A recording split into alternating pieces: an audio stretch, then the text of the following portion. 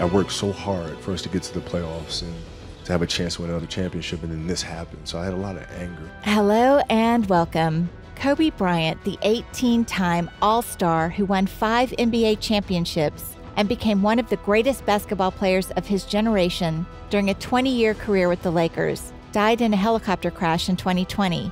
He was 41. Also killed in the crash was his 13-year-old daughter, Gianna, and 7 others who were on board the aircraft. Bryant became one of the NBA's most popular players and the face of the Lakers.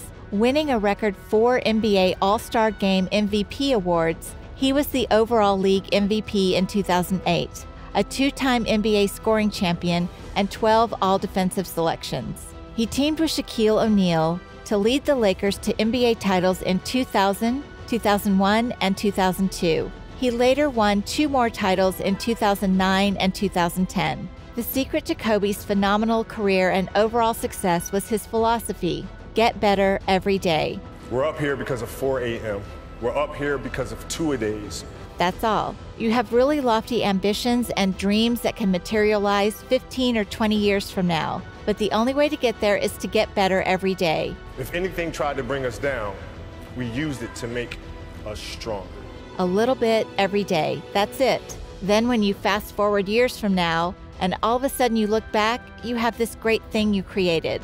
The Sistine Chapel wasn't created in a day. It was done piece by piece. And that's the same way we live. It's not anything crazy or intimidating. It's simply getting better every day. However, it's easier said than done. There's a reason why there was only one Kobe Bryant. We're not on this stage just because of talent or ability.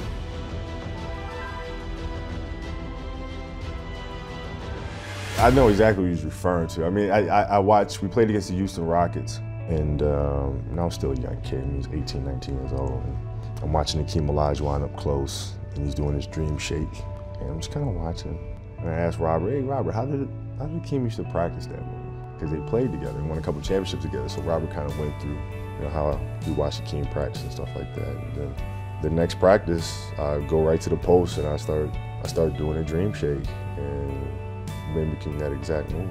Because I've been playing since I was 2. So like, every move not since 2 though, and that's for as long as I have.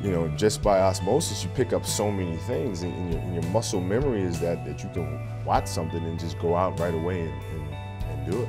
But if I had to make a decision, I probably would have wound up going to Carolina of the competition. So the year before before I graduated, Vince Carter went to Carolina. And the year before, he was the best guard in the country.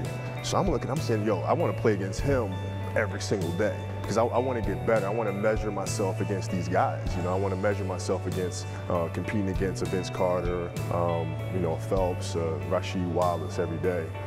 That's something that I was really looking forward to doing. The game itself it's a complicated answer. So there are very tactical things in terms of footwork and geometry of the court. So you're looking at the court and looking at the 45-degree angles that the court is shaped in and how it needs to operate. That's one component to it. So looking at spots on the floor where you can increase your efficiency, right? You can be on the wing, but there's a certain spot on the wing that improves your angle to drive to the basket, right? So that sort of stuff. Footwork of the opposition, looking at the emotion of the opposition, their tendencies, their weaknesses, and all that stuff. Understanding the momentum of the game, how to create momentum shifts, where momentum shifts come from, all this sort of stuff. And then studying outside of that, right? Looking at different industries, looking at conductors, looking at writers, looking at actors and how they get into character, and then how do they keep themselves in that mental space. So looking at different industries, looking at nature itself, and learning from that and how you can incorporate that into the game. Man, it's a lot of studying.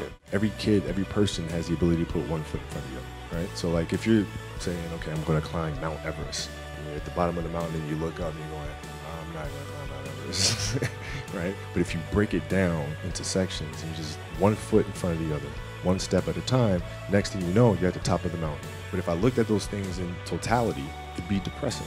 But if I look at it as just the facts, this is it happened. Can't do anything about it. It happened. Now what are you going to do? One step at a time.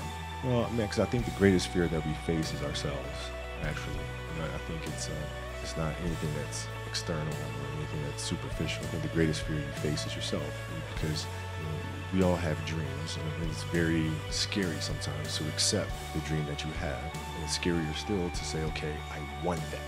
It's scary because you're afraid that if you put your heart and soul into it and you fail, then how are you going to feel about yourself, right? So being fearless means putting yourself out there and going for it. No matter what, go for it. Not for anybody else. We grew up in our sports together, and I know the sacrifices that went along with standing here today. We're not on this stage just because of talent or ability. We're up here because of 4 a.m. We're up here because of 2-a-days or 5-a-days. We're up here because we had a dream and let nothing stand in our way. If anything tried to bring us down, we used it to make us stronger. We were never satisfied, never finished, will never be retired. My high school English teacher, Mr. Fisk, I actually paid attention one time in class, and he said, he had this beautiful quote, and it read, "Rest at the end, not in the middle." And I took that to heart. I believe there's time for resting at the end, but for me, that time is not now. Thank you for this tremendous honor in acknowledging my basketball career, but I'm far from done. My next dream is to be honored one day for inspiring the next generation of athletes to have a dream, sacrifice for it, and never ever rest in the middle.